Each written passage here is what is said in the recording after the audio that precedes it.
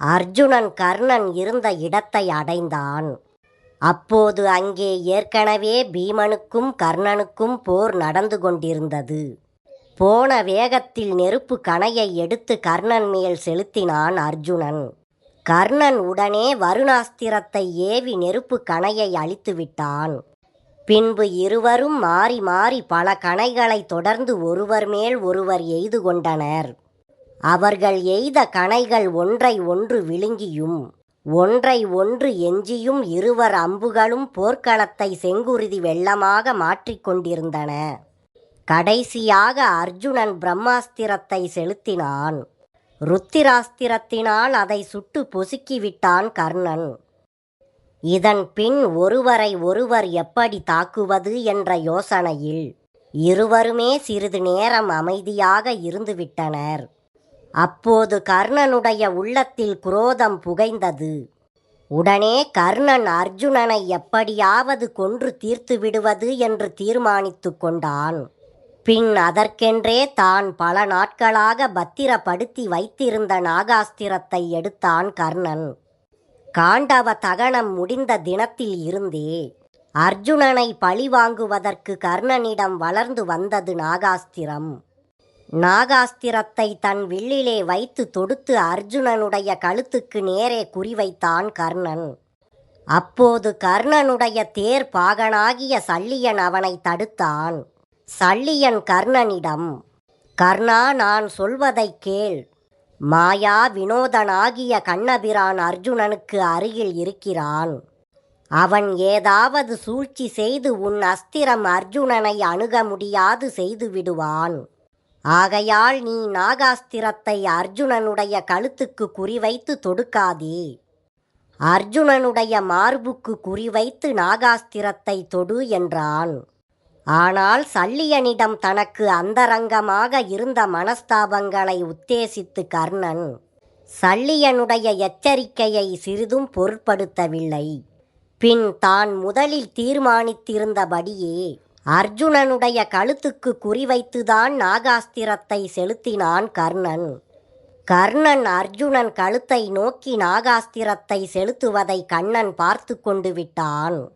அந்த நாகாஸ்திரத்தை அப்படியே விட்டுவிட்டால் அது அர்ஜுனனை கொன்று முடித்துவிடும் என்பதும் கண்ணனுக்கு தெரியும். பார்த்தான் கண்ணன். பின் ஒரே ஒரு வினாடி ஆழ்ந்து சிந்தித்தான் கண்ணன். பின்பு கண்ணன் ஒரு தந்திரம் செய்தான். நாகாஸ்திரம் அர்ஜுனனுடைய கழுத்தை நெருங்குவதற்கு முன்பே தேர் சக்கரங்களை 12 விரல்கள் ஆழம் கீழே பூமியில் பதிந்து விடும்படி அழுத்தினான். இதனால் விளைவு முற்றிலும் மாறிவிட்டது. அர்ஜுனன் கழுத்தை நோக்கி வந்த நாகாஸ்திரம் குறி தவறி அர்ஜுனனுடைய கிரீடத்தை உருட்டி தள்ளியதோடு போயிற்று. இதனால் கர்ணன் பெரிதும் ஏமாற்றம் அடைந்தான். அப்போதே சல்லியன் சொன்னபடி கேட்டு அர்ஜுனன் மார்புக்கு குறி வைத்திருந்தாள். தேரை கீழே அழுத்தினாலும் நாகாஸ்திரம் அர்ஜுனன் கழுத்தையாவது தாக்கியிருக்குமே. கேட்காமல் அலட்சியம் செய்து தோற்றுவிட்டோமே என்று மனம் குமுறினான் கர்ணன். நாகாஸ்திரம் தன் மணிமுடியை இடறிக்கொண்டு கீழே விழுந்த உடனேயே அதன் மேல் வேறு ஒரு அம்பை எய்து அதை 2 கூறாக்கினான் அர்ஜுனன். ஆனால் எப்படியும் அர்ஜுனனை பழிவாங்கியே தீருவது என்று பிடிவாதத்தோடு இருந்த அந்த பாம்பு திரும்பவும் கர்ணனிடம் சென்று, கர்ணா, இன்னொரு முறை என்னை அர்ஜுனன் மேல் ஏவு. நான் இம்முறை கட்டாயம் அவனை கொன்று தீர்த்து விடுகிறேன் என்று வேண்டிக் கொண்டது.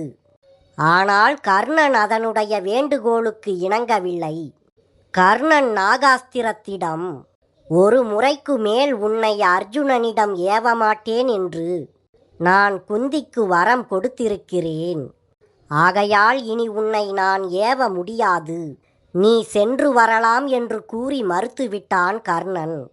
இதனால் மனவேதனையுற்ற நாகாஸ்திரம் அப்பொழுதே அழிந்து மாண்டது. கர்ணனிடம் நாகாஸ்திரத்துக்கு ஆளாகாமல் அர்ஜுனன் பிழைத்துவிட்டான் என்ற செய்தி தருமன், பீமன் முதலிய சகோதரர்களுக்கும் பாண்டவ படைகளுக்கும் மிகுந்த மகிழ்ச்சியை அளித்தது. இப்போது சல்லியன் கர்ணனை இகழ்ந்து பேசத் தொடங்கினான். சல்லியன் கர்ணனிடம், கர்ணா, அப்பொழுதே நான் கூறினேனே, நீ கேட்டாயா? மார்புக்கு குறி வைத்திருந்தால் இப்பொழுது அர்ஜுனன் பிழைத்திருக்க முடியுமா? மற்றவர்களுடைய சொற்களுக்கு மதிப்பு கொடுக்காத அறிவற்றவன் நீ. உன் போன்றவனுக்கு என்னால் தேரோட்டியாக இனியும் இருக்க முடியாது. நீயும் முட்டாள். உன்னால் தனக்கு வெற்றி கிடைக்கும் என்று நம்பி இருக்கிறானே துரியோதனன், அவனும் முட்டாள் என்று கூப்பாடு போட்டுவிட்டு கர்ணனுடைய தேரில் இருந்து கீழே இறங்கி தனது தேரில் தனியே போய் ஏறிக்கொண்டான் சல்லியன். கர்ணனால் சல்லியனை தடுத்து நிறுத்தவோ சமாதானப்படுத்தவோ முடியவில்லை.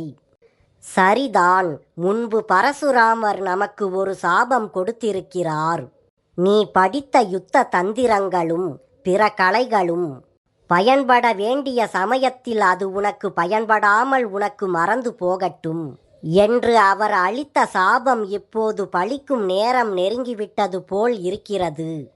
அதனால்தான் இத்தனை தோல்விகளையும் துன்பங்களையும் எனக்கு நானாகவே தேடிக்கொள்கிறேன் என்று கர்ணன் இவ்வாறு தன் மனதிற்குள் சிந்தித்து கொண்டான். சல்லியன் பிரிந்து சென்ற பிறகு கர்ணனுக்கு வேறு தேரோட்டி கிடைக்கவில்லை. அதனால் தேர் பாகன் இல்லாத சாதாரண தேர் ஒன்றில் ஏறி சென்று அவன் அர்ஜுனனோடு போர் செய்தான். கர்ணனை எப்படியேனும் கொன்று தீர்த்துவிட வேண்டும் என்று காத்து கொண்டிருந்த அர்ஜுனன் இதுதான் சமயம் என்று கர்ணனை வளைத்து கொண்டு கடும் போரில் இறங்கினான். போதாத காலம் நெருங்கிவிட்டதோ அல்லது பரசுராமருடைய சாபம் பலிக்கும் வேளையோ, கர்ணனுடைய தைரியமும் வீரமும் வினாடிக்கு வினாடி நலிந்து கொண்டே இருந்தது. அர்ஜுனன் எய்த அம்புகள் கர்ணனுடைய இடையெங்கும் பாய்ந்து குருதி ஒழுக செய்து கொண்டிருந்தன. கர்ணனுடைய இதயமே அடங்கி ஒடுங்கி உயிர் பிரிவுக்கு தயாராகிவிட்டது போல் இருந்தது. ஆனாலும் அந்த மனவேதனையை பொறுத்து கொண்டே அர்ஜுனன் மேல் அம்புகளை பொழிந்து கொண்டிருந்தான் கர்ணன். அப்போது சூரியன் ஒளிமங்கி மறையப் போகிற நேரம். அந்த மனக்கிரியை சூரியன் அடைவதற்கு இன்னும் 2 வில் கிடக்கின்ற அளவு தூரம்தான் இருந்தது.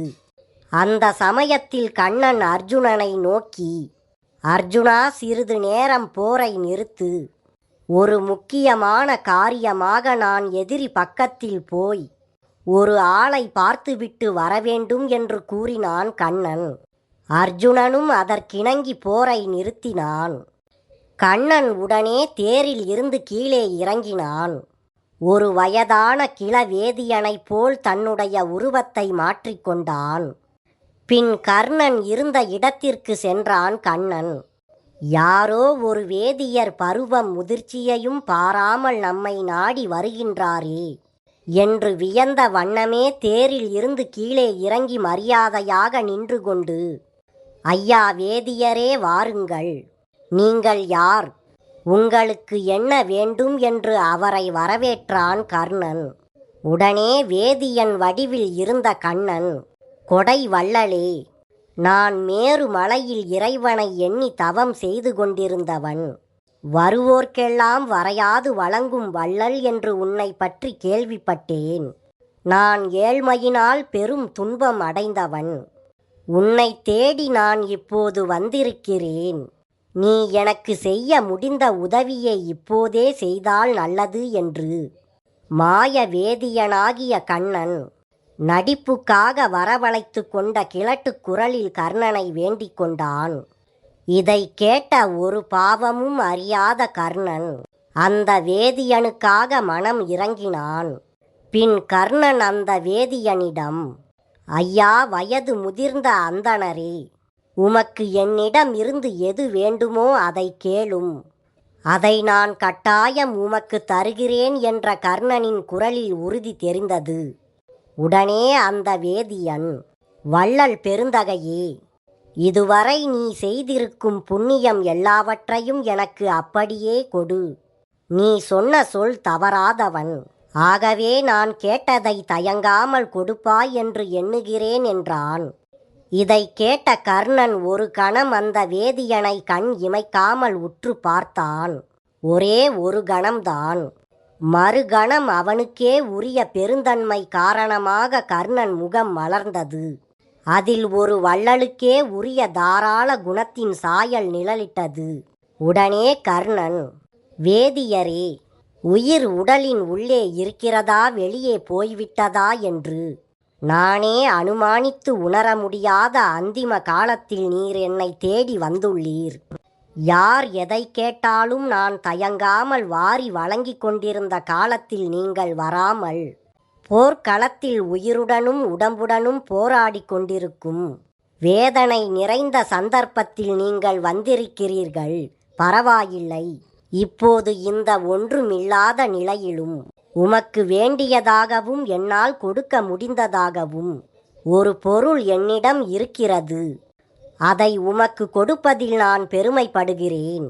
இதோ என்னுடைய புண்ணியம் முழுவதையும் நீர் பெற்றுக்கொள்ளும் என்று கூறிக்கொண்டே கர்ணன் தன் புண்ணியம் எல்லாவற்றையும் அவருக்கு கொடுத்துவிட்டு அந்த வேதியரின் கால்களில் விழுந்து வணங்கினான்.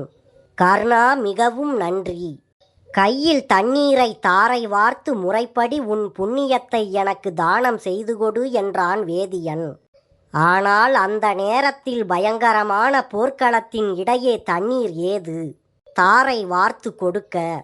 உடனே தன் மார்பில் இருந்து வழிந்து கொண்டிருந்த இரத்தத்தை ஏந்தி அதையே அந்த வேதியனின் கையில் தண்ணீராக வார்த்து தான் செய்த புண்ணியம் முழுவதையும் கர்ணன் அந்த வேதியருக்கு தாரை வார்த்து கொடுத்தான். வேதியனும் சந்தோஷத்துடன் அதை வாங்கி கொண்டான். பின் அந்த வேதியன் கர்ணனிடம், கர்ணா, நான் கேட்டதை நீ மறுக்காமல் கொடுத்து விட்டாய். இனி நீ உனக்கு வேண்டிய வரம் ஒன்றை மறுக்காமல் என்னிடம் கேள், நான் அதை உனக்கு கொடுக்கிறேன் என்றான். இதை கேட்ட கர்ணன், எனக்கு வேண்டிய வரமா? எனக்கு வேறென்ன வேண்டும்? இன்னும் எத்தனை ஜென்மங்களில் நான் பிறந்தாலும் இல்லையென்று வருந்தி என்னிடம் வருபவர்களுக்கு இல்லையென்று சொல்லாமல் கொடுத்து உதவும் நல்ல மனதை எனக்கு அளித்தருளுங்கள்.